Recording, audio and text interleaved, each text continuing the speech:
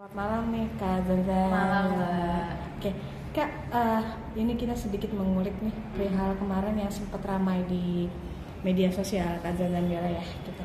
Ini seperti apa sih Kak akhirnya kamu berani speak up melalui sosial media gitu? Sebenarnya ini bukan hal baru, saya selalu speak up untuk isu-isu seperti ini Mbak. Gitu, apalagi ada seseorang yang merasa tidak mendapatkan keadilan gitu.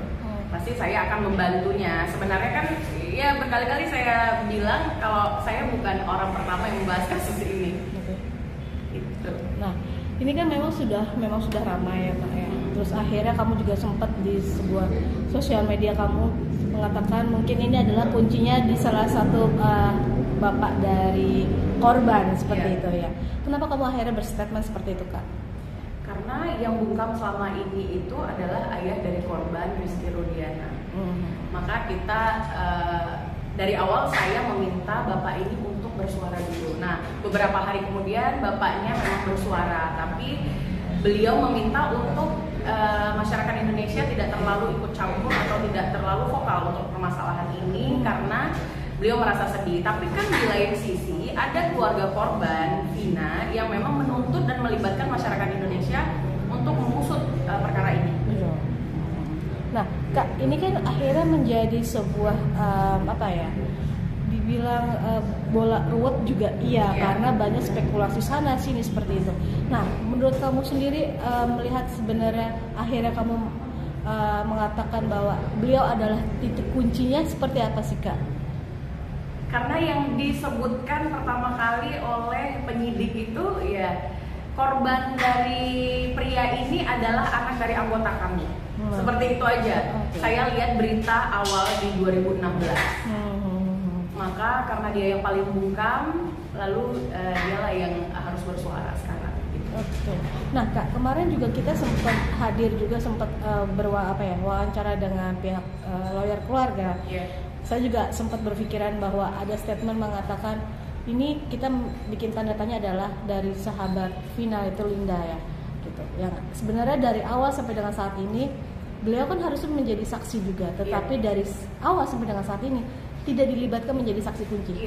Apakah menurut kamu itu ada keanehan dalam kasus ini? Tidak ada keanehan karena Linda ini muncul karena film yang pertama. Lalu muncullah rekaman-rekaman kerasukan yang dimana yang kerasukan itu adalah Linda. Maka mungkin ini kan fiktif kalau orang kerasukan. Nah, Linda ini apakah memang benar? Yang pertama saya mau tanya dulu, apakah Linda ini adalah orang yang kerasukan? Lalu setelahnya ditanya nggak dengan Lindanya? Kalau Linda itu beneran kenal nggak sih dengan Egy gitu? Saya curiga kalau kerasukan ini kebutuhan film atau apa. Makanya kemudian nama Linda ini tidak muncul di BAP. Nah, Kak, tapi memang kemarin saya sempat kita mewawancari dari pihak keluarga sendiri mengatakan bahwa dari awal sampai saat ini keluarga Linda bahkan Linda sendiri menutup akses ke keluarga Vina. Ini adalah sebuah kejutan yang baru. Nah, banyak yang menanyakan bahwa ini kenapa sih polisi tidak menyidik atau memeriksa si Linda dari awal? Ada yang banyak mungkin apakah ini ada sangkut pautnya, ada pemain di belakangnya? Menurut kakak sendiri seperti apa? Kalau asumsi bisa apa saja ya, tapi itu yang seperti saya bilang, Linda ini muncul karena film. Nah, bahkan film itu semuanya nggak ada yang benar, nggak ada yang sesuai. Menurut saya hanya 90%. Yang 90% tidak sesuai, 10% aja yang mirip gitu ya, mirip. Makanya Linda ini kemudian tidak ada gitu. Kayak dibilang kakaknya bilang kan kalau Linda ini kerasukan. Kapan kerasukannya? Kalau di film kan dia dipanggil ke rumah, lalu ini ada kerasukan, Vinanya mau ngomong pakai badannya Linda. Tapi kan pada faktanya tidak seperti itu gitu. Jadi bagus sih sebenarnya kalau Vina juga dihadirkan untuk mempertanggungjawabkan yang dia ucapkan ketika dia kerasukan gitu. Karena menurut saya kerasukan tidak bisa menjadi landasan hukum. Nah, dari kerasukan ini kan asumsi banyak nih. Oh, pelakunya si ini, oh namanya si ini, oh dicarilah. Saya takut banget kalau ternyata hasil dari kerasukan ini menciptakan banyak korban lagi karena salah tangkap. Bagaimana? Oke. Nah, ini menarik juga karena memang kemarin juga sempat ada di salah satu TV swasta mengundang korban salah tangkap ini ya Kak. Nah, menurut menurut kakak sendiri melihat kasus ini menjadi salah tangkap dan akhirnya korbannya sendiri mengajukan bisa dibilang PK ya, misalkan kembali membuka kasus ini ya karena kliennya tidak mendapatkan keadilan. Kamu sendiri melihatnya gimana sih kak?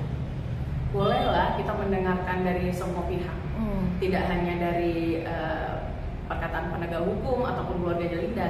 Tersangka yang dikatakan tersangka juga harus kita mintai keterangan justru kan bagaimana mereka bisa ditetapkan sebagai pelaku gitu. Oke. Nah kak, ini kan kemarin di tempat kemarin saya sempat mewawancara itu juga ada salah satu penasehat dari Wakapolri kepolisian kita yang mengatakan bahwa sebenarnya apa yang dilakukan mungkin beberapa statement itu tidak bisa dikatakan iya sejujurnya dari korban sendiri. Padahal sebenarnya tidak pure sebenarnya seperti itu. Nah, kamu sendiri apakah memang ada salah tangkap ini, mungkin ada permainan kah atau memang sebenarnya dia memang tersangka tetapi tidak mau mengakui atau seperti apa?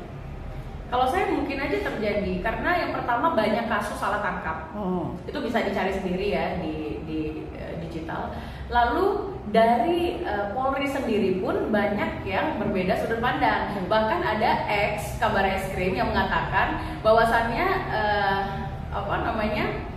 pengusut atau penyidik yang di Cirebon ini juga keliru begitu. Jadi dari mereka sendiri pun sudah ada pemikiran seperti itu. Jadi tidak menutup kemungkinan kalau kita pun bisa berpikiran seperti itu. Oke. Nah, kayak ini kan ada berita terbaru bahwa hari ini sudah ada salah satu yang DPO katanya sudah mulai dipanggil dan diperiksa. Nih, kamu melihat adanya DPO yang sudah dipanggil dan diperiksa ini gimana sih kak hari ini? Saya belum bisa menyimpulkan apa-apa karena orang tersebut belum buka suara. Oke. Dan polisi juga belum mengungkapkan di mana ditangkapnya, bagaimana kejadiannya, videonya bagaimana. Biasa kan kayak orang ketangkap narkoba itu kan ada penggerudukan gitu ya. Ini kan tidak muncul, hanya foto saja dan pernyataan saja. Khawatir nggak sih untuk kali ini dipertanyakan kinerja dari kepolisian sendiri karena kan udah ada latar belakang salah tangkapnya, atau mungkin memang ini karena didesakan netizen atau masyarakat dan akhirnya melakukan hal yang sama? Menurut kakak sendiri gimana? Semua benar ya asumsinya. Karena kronologinya aja gak jelas gitu. Betul. Ya, kalau kalau kasus ini masih hanya dilanjutkan, tidak menutup kemungkinan banyak korban. Harusnya diusut ulang dengan digelar perkara ulang. Gitu. Kak, ini juga ada beberapa nama yang mungkin ikut serta, seperti nama mantan wakil bupati seperti itu. Ini lucu sekali. Kemarin saya sempat mewawancara beliau bahwa mengatakan dari tahun 2016 sampai dengan dia akhirnya terakhir menjabat itu tidak pernah mendengar kasus Vina. Padahal di Cirebon sendiri banyak banget media lokal yang sudah berhembusan ya. Gitu. Tapi ada apa ini kak? Menurut kamu sendiri ada keanehan nggak sih? Menurut saya nggak aneh karena kasus ini emang ditutup kok 2016. Bahkan bukti-bukti yang ada juga mungkin penyidiknya juga ada yang lupa kali sama kasus itu karena kan kasus ini terungkap kembali dan dihebohkan kembali itu setelah film, setelah beredarnya di sosial media kerasukan tersebut, begitu. Jadi mungkin saja orang sekitar, kayak kita misalnya di daerah kita ini pernah kejadian apa gitu ya, kita bahkan nggak pernah tahu kok gitu. Tapi saya tidak kemudian membela beliau ya. Salah juga kalau kita langsung menuduh tanpa bukti-bukti yang konkret gitu. Oke. Nah, tapi memang beliau ini mantan wakil bupati ini mengatakan bahwa sebenarnya statement yang dikatakan oleh Bang Hotman itu tidak salah karena kan banyak sekali wakil-wakil bupati sebelumnya. Iya. Nah, apakah ini memang ada campur tangan mungkin wakil-wakil bupati yang sebelumnya kah?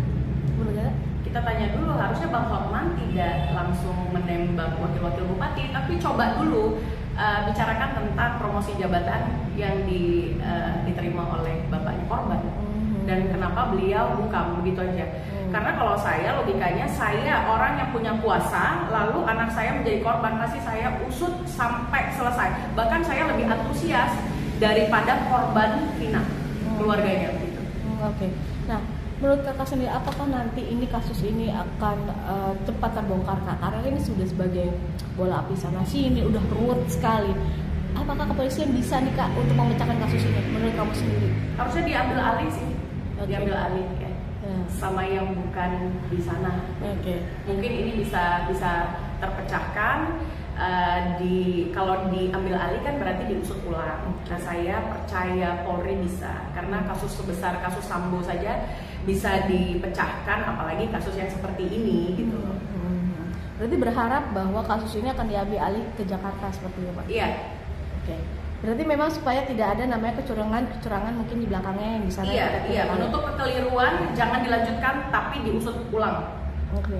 Gitu. Nah, Kak, tapi memang ini banyak yang berspekulasi bahwa ada nih DPO ini ternyata mungkin anak dari petinggi kepolisian yang mungkin saat ini sudah ada mulai namanya terawang nih, udah mulai kelihatan nih gitu. Kamu sendiri apakah akan DPO ini akan bisa menjadi tersangka dan diberikan hukuman nggak sih, Kak? Karena sulit nih, ada salah satu campur tangan petinggi kepolisian juga. Bisa jadi sekarang kita tidak usah bicara keluar, ya, tapi bicara saja ke dalam. Yang terlibat juga banyak kok di sini. Kapolseknya, Kapolresnya, gitu, sampai reskrimnya gitu. Jadi artinya itu dari Polri semua, kan? Gitu. Apalagi kalau misalnya bicara keluar, apakah ada kemungkinan bisa saja terjadi, siapapun bisa saja, karena kasus ini nggak jelas gitu, kronologinya saja nggak jelas gitu, gitu Mbak. Kak, ini kan juga kemarin bisa dibilang kayak pihak kepolisian sana tuh baru mengecek dari kelurahan, terus kecamatan, sekarang baru dicek dan akhirnya sekarang kenapa sih baru diusut sekarang? Kamu sendiri melihatnya merasa gregetan nggak sih dengan kasus ini? Kenapa sih harus 8 tahun? Kenapa harus baru sekarang, baru ada film dulu, baru di up gitu? Saya nggak heran, itulah fungsi saya gitu sebagai influencer. Karena memang kami pun seringkali mengangkat kasus-kasus yang tidak terselesaikan, bahkan lama sekali. Jadi ini bukan kasus baru dan yang buat saya heran, enggak sih. Saya nggak heran untuk kasus-kasus tertentu memang banyak yang tenggelam. Contohnya ASN yang di Semarang, itu belum terpecahkan sampai dengan sekarang. Gitu. Menjadi gregetan nggak sih dengan akhirnya ini apa sih sebenarnya? Kan kalau bisa kita, mungkin yang orang yang paham mungkin sebenarnya simple, tetapi karena banyak campur tangan orang jadi akhirnya jadi ruwet. Kamu sendiri jadi gregetan nggak sih dengan kasus ini? Gregetan pasti. Apalagi banyak orang-orang yang merasa dirinya hebat, seolah-olah membela padahal dia tidak pro kepada korban. Baiknya menurut kakak sendiri untuk langkah hukum sebaiknya yang dilakukan oleh kuasa hukum harusnya seperti apa sih, Kak? Gitu.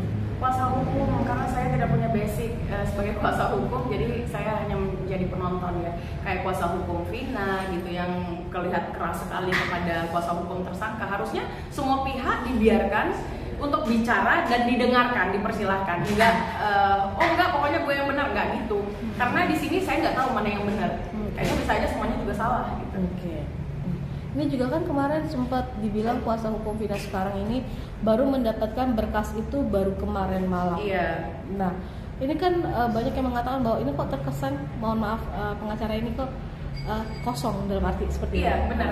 Dan dia terlihat kosong ketika dia selalu mempersalahkan apa yang dikatakan oleh lawan bicaranya.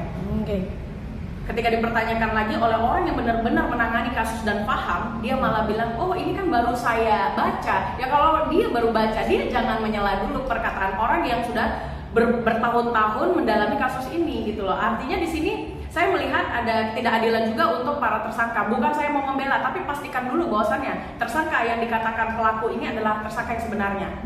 Begitu. Enggak ujuk-ujuk datang ini viral lalu dia ngebela Vina gitu. Lu kemana aja juga. Kalau dia pertanyaannya, kemana aja tersangka ini kok baru sekarang bilang dia salah tangkap. Saya mau pertanyakan juga kepada kuasa hukum yang Vina. Kamu kemana aja? Kenapa baru sekarang munculnya membela Vina? Gitu. Apakah mungkin penunjukan dari kuasa hukum yang sekarang karena baru viral saja kakak, akhirnya mungkin mencoba untuk membantu tetapi tidak paham nih isinya seperti apa? Pasti yang pertama mereka bukan mengusut secara fakta, tapi yang pertama mereka lakukan itu untuk menaikkan citranya sebagai kuasa hukum. Itu berbondong-bondong pasti. Pengacara terkenal aja melakukan itu, apalagi yang belum punya nama gitu. Nah Kak, mungkin harapan terakhir kamu untuk kasus ini seperti apa? Mungkin juga ada pesan atau ajakan dari kamu ke kepolisian sih untuk selesai. Ini kan kasihan banget ya Kak, kasus ini lama-lama kok jadi kayak bola api gitu. Ya, saran saya untuk penegak hukum kita, usut ini secara ulang, tuntaskan, jangan mentumbalkan siapapun, lalu ya tidak usah ada yang ditutup-tutupi gitu. Kalau salah katakan bersalah, usut kembali. Rasanya masyarakat Indonesia sudah cerdas dan baik-baik ya. Kalau misalnya orang bersalah lalu meminta maaf, rasanya masyarakat Indonesia menerima. Karena pada saat itu memang perkara ini tidak ada sama sekali yang melihat. Oke. Apalagi Vina datang dari keluarga yang sangat biasa. Oke. Nah, terakhir Kak, mampu nggak sih kepolisian akan menangkap dua, mungkin kan orangnya bilangnya awalnya adalah 3, terus menjadi 4. Anggap saja 1 sudah ditangkap. Berarti kan tetap ada di DPO adalah 3. Mampu nggak sih untuk kepolisian menangkap 3 lagi? Kalau diusut ulang saya rasa mampu. Tapi kalau untuk dilanjutkan saya rasa semua bakal keliru dan semua hanya menjadi tumbal. Oke, aman Bang?